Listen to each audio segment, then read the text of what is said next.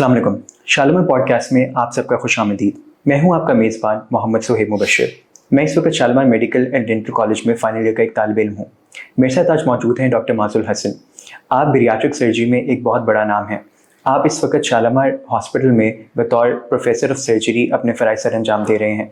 आपके नाम पाकिस्तान में सबसे ज़्यादा बैरियाट्रिक सर्जरीज़ हैं जो तकरीबन 12,000 से ज़्यादा बनती हैं।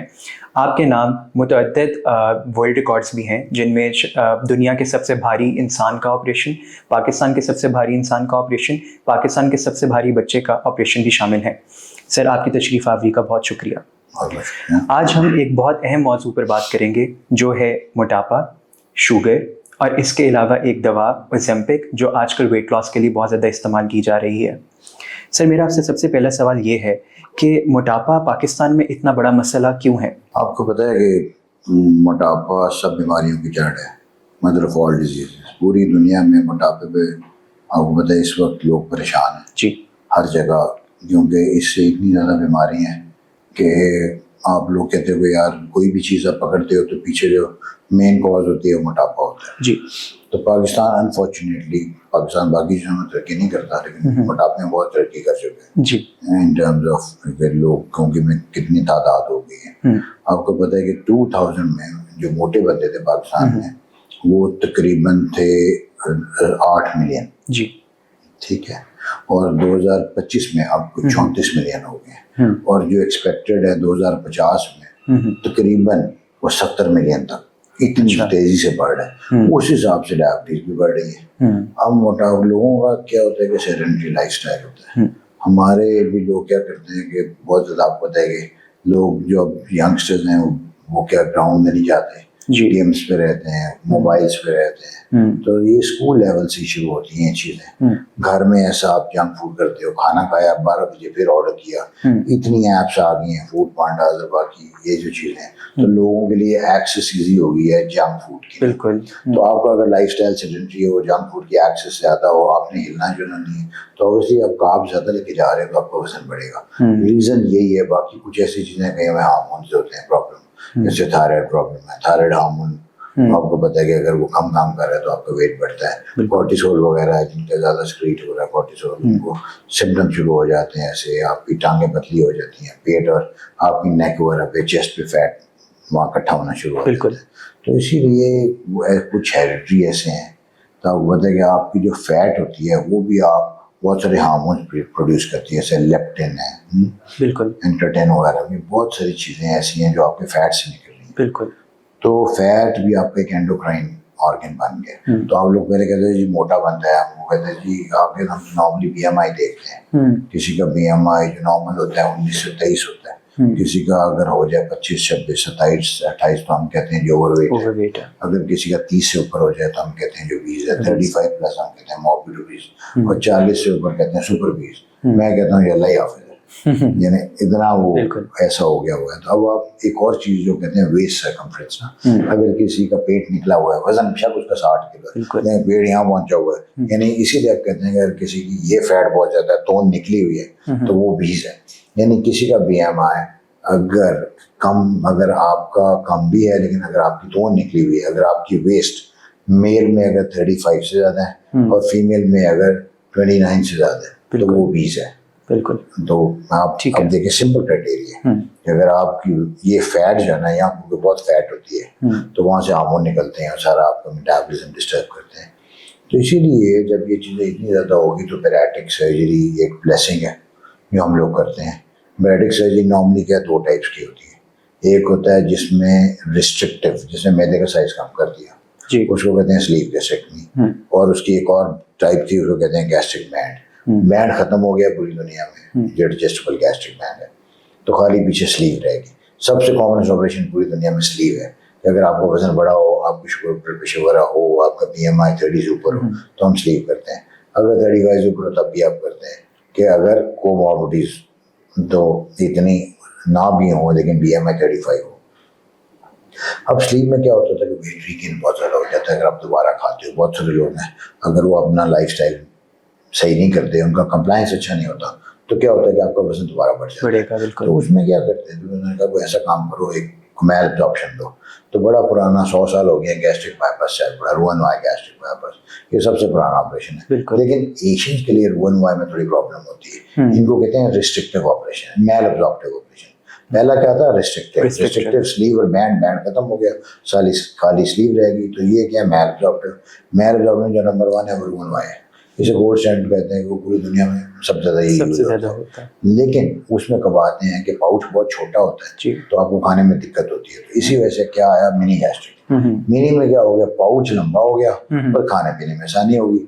लेकिन मिनी के अंदर कुछ लोगों को उल्टी, बाइल रिफ्लक्स, येलो कलर की वॉमिटिंग होती है। तो जब ये आना शुरू हुआ तो लोगों ने उसको फिर क्या किया? उसको रोहनवाई में कन्वर्ट शुरू कर दिया। अब मैंने कहा बाद में जो कन्वर्ट करते हो आप पहले ही कर दो। तो मैंने उसको एक मॉडिफाई कर दिया। तो मैंने प्रेजेंट भी किया बेल्जियम में, फ्रांस में।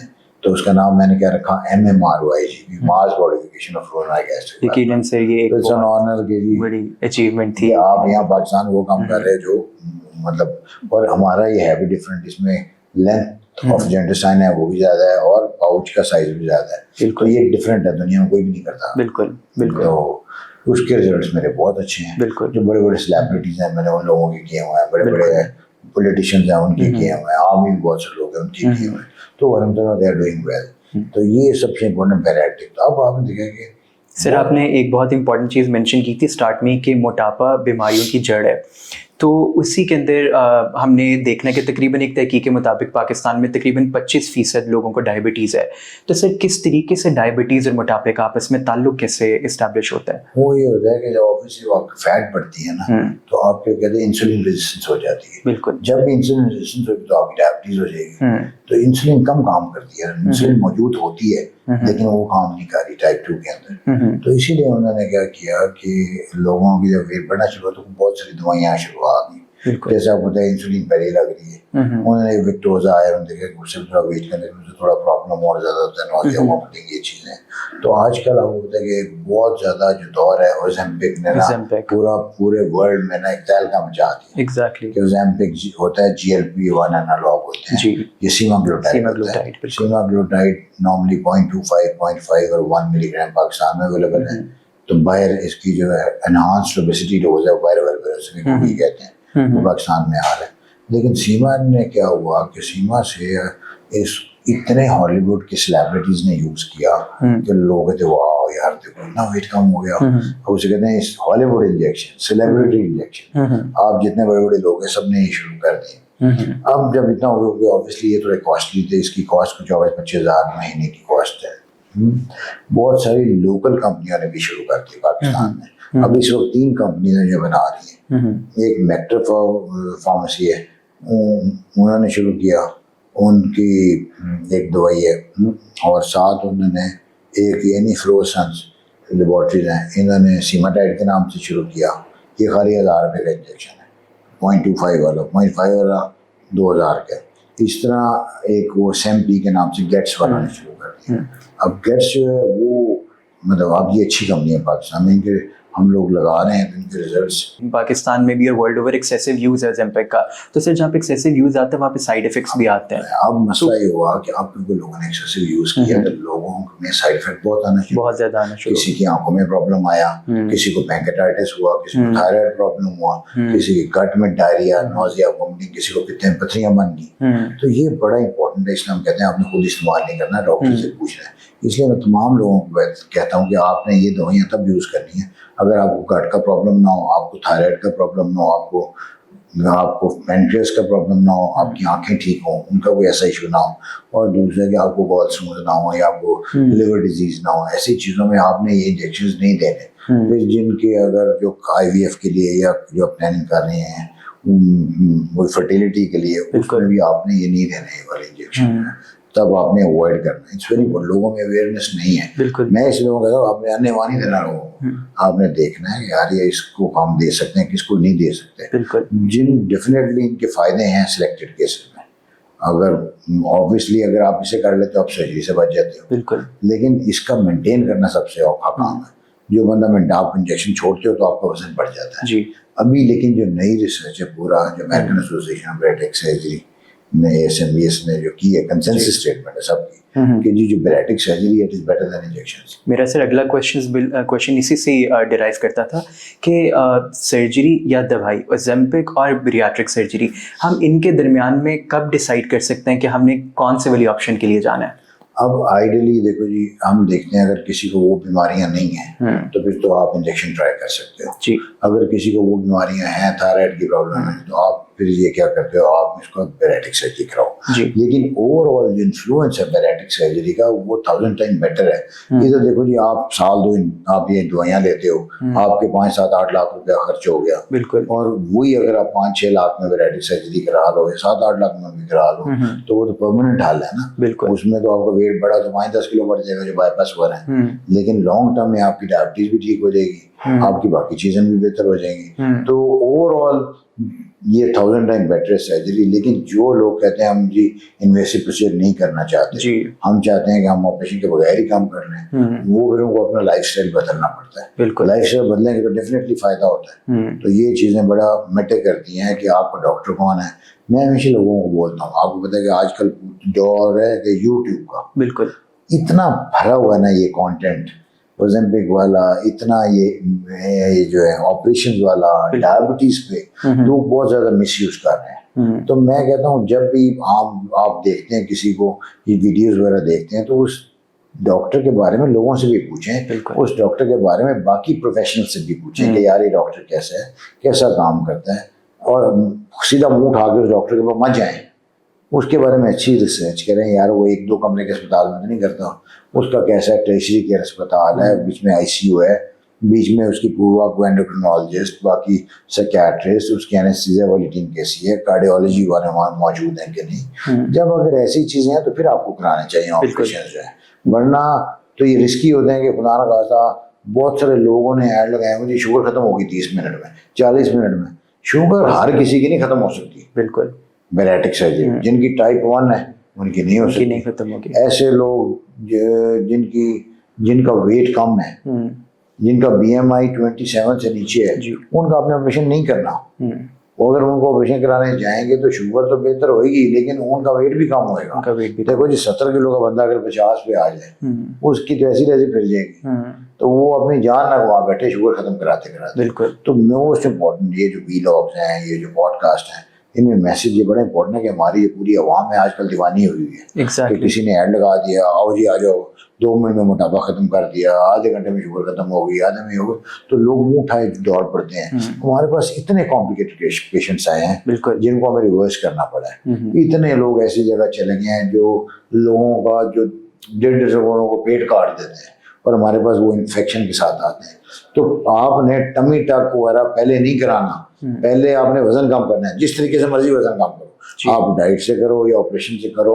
कभी भी जो टमी टक वाला है, अनलेस के फीमेल जिनके मतलब बच्चे हुए होते हैं उनके पेट लटके हैं, वो तो और बात है। नॉर्मल जो बंदा है अगर 110, 20, 30, 40 का है तो पहले वजन कम करे 30 किलो, फिर जाए कौन बॉडी कंट्रोलिंग पे, डायरेक्ट वो बॉडी कंट्रोलिंग पे नहीं चले जाना। सर अभी आपने एक जो इम्पोर्टेंट बात शुरू में भी मेंशन की थी कि हमें कॉज भी आइडेंटिफाई करनी है कि ओबेसिटी की कॉज है क्या। तो सर वो देखते हुए मेरा आपसे सवाल ये है कि क्या एक जो परसेप्शन है लोगों के दरमियान में, जो उनकी आगाही के मुताबिक कि ज़्यादा खाने से ही शायद मोटापा होता है, इसके अलावा और कौन कौन से फैक्टर्स हो सकते हैं? क्या जीन्स का कोई ताल्लुक है या आपके लाइफस्टाइल का कोई ताल्लुक है? क्या उसको एड्रेस करने से हम ऑपरेशन या मेडिकेशन दोनों से बच सकते हैं? डेफिनेटली बहुत इंपॉर्टेंट है। यहाँ बहुत ऐसी ओबेसिटी जीन्स अब आइडेंटिफाई हुई हैं, आपकी वो जीन्स हैं, ऐसे बंदे हैं पूरी फैमिलियल ओबेसिटी है। मैंने ऐसे बहुत सारे लोग हैं जिनके 4-4 बच्चों को भी और मियाँ बीवी को भी ऑपरेट किया हुआ है, उनकी फैमिली में है ओबेसिटी बहुत ज्यादा। कईयों को मैंने 50-50 एक लोगों की फैमिली में किए हुए हैं। तो डेफिनेटली वो है, लेकिन फिर भी आपको अपना लाइफस्टाइल बदलना पड़ता है। अगर आप अपना लाइफस्टाइल नहीं बदलते तो आपका वेट बढ़ता है। फिर थायराइड प्रॉब्लम है, बहुत से लोग हैं, आपने हमेशा थायराइड चेक करना है। हाइपोथायराइड तो आपका वेट बढ़ेगा। फिर कॉर्टिसोल अगर किसी का ज्यादा हुआ वो भी आपने देखना है, कोई हार्मोनल डेफिशिएंसीज तो नहीं है। फिर अब बहुत सारे बच्चे हैं जिनमें लेप्टिन डेफिशिएंसी, मैंने इतने बच्चे किए हुए हैं, ठीक है। अनफॉर्चुनेटली पाकिस्तान में लेप्टिन इंजेक्शन अवेलेबल ही नहीं है, वो लाखों में उसकी कॉस्ट है।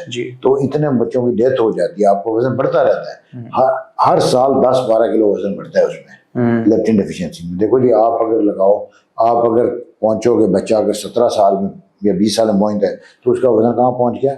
140-50 के। 40-50 तो हमने वेराइटिक्स उनके कम तो किए हैं बहुत सारे लोगों के, लेकिन इसका ये हाल नहीं है, उसके साथ लेप्टिन भी देना पड़ता है जी। तो आपको चेक करना पड़ता है, और टेस्ट भी अवेलेबल नहीं है, ये जाते वायर है।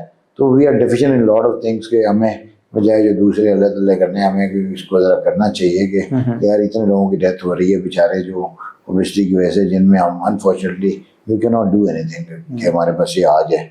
तो ये चीज़ें आप पूरा वर्कआउट करके पूरा आपको मल्टी जो डिसिप्लिन टीम है, उस तरह शालीमार आपको पता है कि शालीमार इस वक्त सेंटर ऑफ एक्सीलेंस है पूरे पाकिस्तान में, सबसे ज़्यादा वेराइटिक सर्जरी शालीमार में होती है। हमने बहुत ज़्यादा किया है, हमारे पास इक्विपमेंट भी अच्छा है, स्टाफ भी अच्छा है, आईसीयू भी अच्छा है, पूरा हम एवेलुएट करते हैं, फिर हर लोगों को फैसिलिटेट भी करते हैं। तो ये बड़ा मतलब इम्पोर्टेंट है कि आप कहाँ काम कर रहे हो। हमने तो आपको पता है कि अक्सर मैं ऑपरेशन अभी जब मैं वर्कलोड जा रहा था तो हमने सुबह 9 बजे शुरू किया, 4 बजे आपको अगले दिन परसों हमने ऑपरेशन 9 बजे शुरू किया, सुबह 10 बजे खत्म किए। पूरी दुनिया में इस तरह नहीं होता, लेकिन वो कैसे हो सकता है कि आपकी टीम अच्छी है। जी। मेरे पास बहुत अच्छी टीम और सारे वो क्वालिफाइड है, और लोगों क्या होते हैं टेक्नीशियन लोगों रखे होते हैं, वो कर रहे हैं। तो इट्स वेरी इंपॉर्टेंट, आप जहाँ भी जा रहे हो सर्च करके जाओ, सर्च इज़ वेरी इंपॉर्टेंट।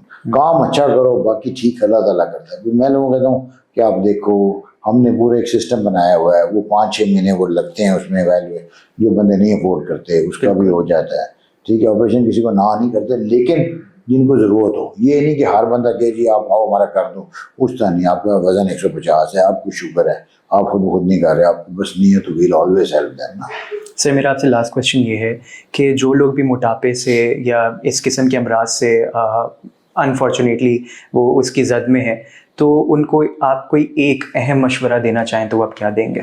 मैं लोगों को कहता हूँ जी लाइफस्टाइल चेंज करो, एक जीपीएस डाइट है, no grain, no potato, no sugar, walk करो at least 40 minutes 5 days a week। अगर आप ये काम करोगे तो इंशाल्लाह मोटे नहीं होते। आप बाकी चीज़ें खाओ, लेकिन आप कार्ब्स को ज़रा अवॉइड करो, प्रोटीन को, एक जो कहते हैं बैलेंस डाइट आप लेते हो, वर्जिश लाजमी करो, जिम करो 2-3 दिन आप वीक के अंदर।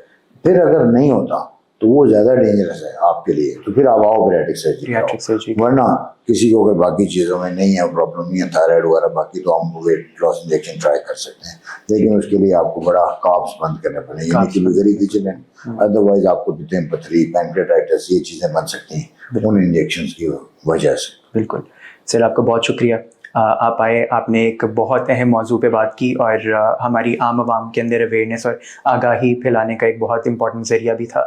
तो आपकी तशरीफ़ आवरी का बहुत शुक्रिया। Thank you very much. Thank you sir. आज की गुफ्तगू से हमें ये जानने का मौका मिला कि मोटापा और शुगर किस कदर तक आपस में जुड़े हुए हैं। इसका इलाज सिर्फ़ और सिर्फ सर्जरी या दवाई नहीं, बल्कि मुकम्मल तर्ज़ ज़िंदगी की तब्दीली है। अगर ओज़ेम्पिक जैसी दवाइयाँ इस्तेमाल करने के लिए आपको कोई कहे तो पहले डॉक्टर से रुजू करें और अपनी डाइट और अपने लाइफस्टाइल के मुतालिक डॉक्टर से रुजू करने के बाद उनको इस्तेमाल करें।